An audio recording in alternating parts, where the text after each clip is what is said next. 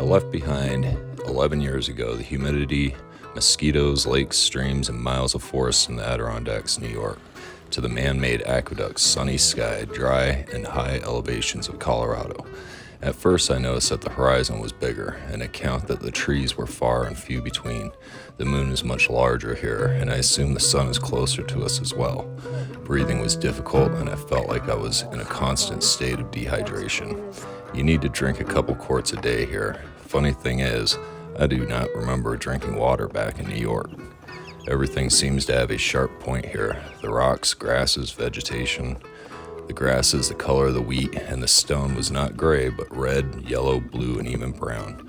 The mountains are not smooth boulders, but rough and unstable slabs of stone, slipping under your feet as you walk. The soil seemed to be dust and hardened clay. I took many photos over the years and learned to appreciate Colorado even more. It gets hot here, and the sky is blue most of the year. However, it is a blue that pales in comparison to that of a sky near great bodies of water. The winters seem long, but the snow only remains for a moment. The sun never is really far away in Colorado. Hey there, Canadian Conquistador again. I know it's been a while since I put up a video, but we've all had things to do lately, right? This coronavirus is about fourth week into it now, and yeah, we've been going out to the store and getting things, and I hope you're all being healthy, and feel for those who are less fortunate than me and don't have as much. This is why we do this, you know, we plant trees and food, and we fill our pantries ahead of time before things like this happen. So I'm gonna do this video on hardscaping. This is important to me because hardscaping is something I don't really see a lot of being done for backyard gardeners. I figured I wanted all my hardscaping in before I did my plantings, because it's really hard to do it after you've got trees in and you got your bushes in and all that.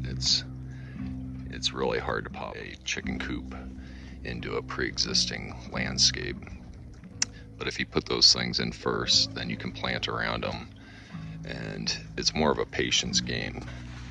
You have to have patience if you're gonna work on hardscaping first, because it's limiting you to where you can put stuff at first.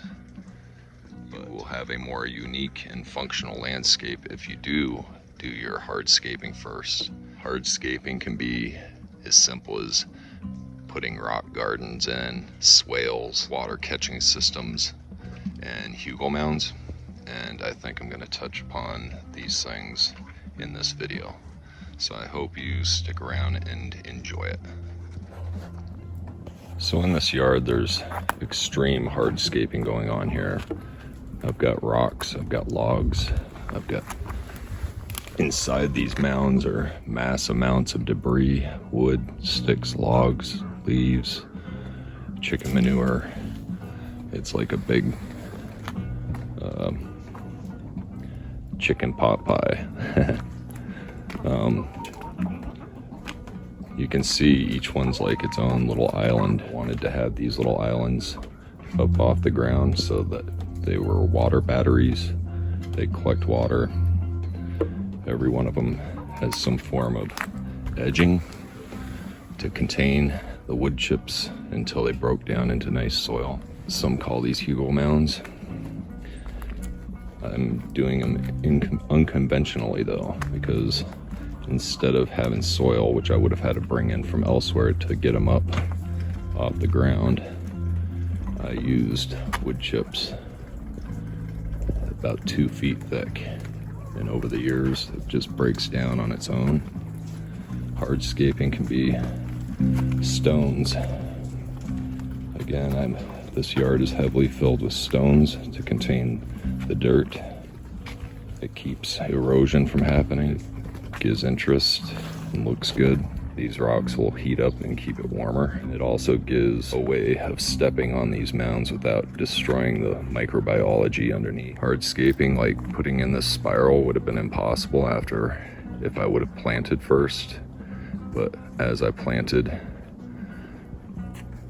I would plant into the hardscape design as opposed to developing the landscape around the tree. Hardscaping can also mean putting in your sidewalks and your paths.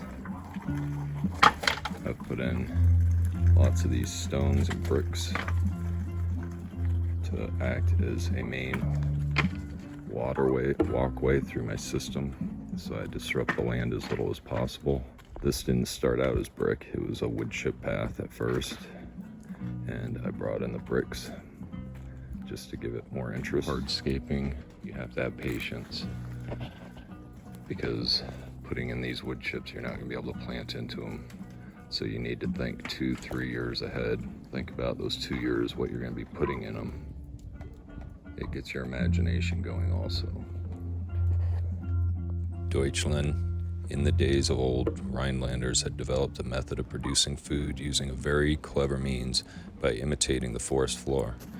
They named their technique Hugelkultur, meaning mound culture in the German language. After observation of the temperate forest floor, I can imagine they looked at the debris that laid about and noticed that all of it held water. How they came up with the bearing stumps, logs, sticks, twigs, leaves, straw, and topped it all off with soil is genius, yet very simple and makes sense. Also, it works. It can take up to 20 years or more for one of these mounds to break down the entire contents within. However, it only takes about a year or so until you can begin to utilize the mounds to your growing advantage. The mounds have shown to improve drainage, build soil fertility, help retain moisture. Rainwater is stored and then released during drier times.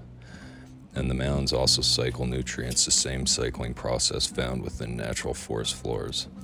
After around a year, these mounds only need watering in the worst of drought, and upon the second year and beyond, all irrigation and fertilization needs are eliminated for those plants that were planted into the beds.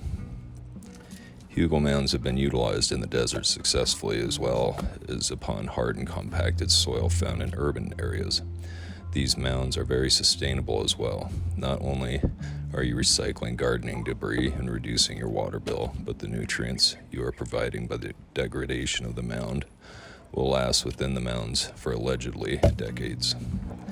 These mounds also sequester carbon, reducing the gases that are the byproduct of our chemical age, aka global warming. Also, they are perfect habitat for the colonization of microbiology and fungi. The Hugo Mounds also increase the microclimate temperature in winter and cool it down in summer. They also increase surface area for growing things on. The steeper the mound, the larger the mound, the more water it holds. According to Snednicor statistical methods at Iowa State College, the decomposition process happening within the wood chips is a result of multiple types of mycelia competing over the same resources. It can often be quite violent as they try and establish their dominance in the chips. After initial physical contact, 3 results may happen with the competing colony of mycelia, strands, and hyphae. Both fungi capture and inhabit territory from one another, mutual partial replacement, or 3, full replacement. Not only does the mycorrhiza decompose, but they are beneficial to establishing healthy trees and plants and soil life in general. Mycorrhiza use endomycorrhiza to help establish plants, aid in development of root and shoot growth, and may be the determining factor of yields, compete for soil nutrients, production of plant hormones, and aid in nitrogen-fixing processes in some plants.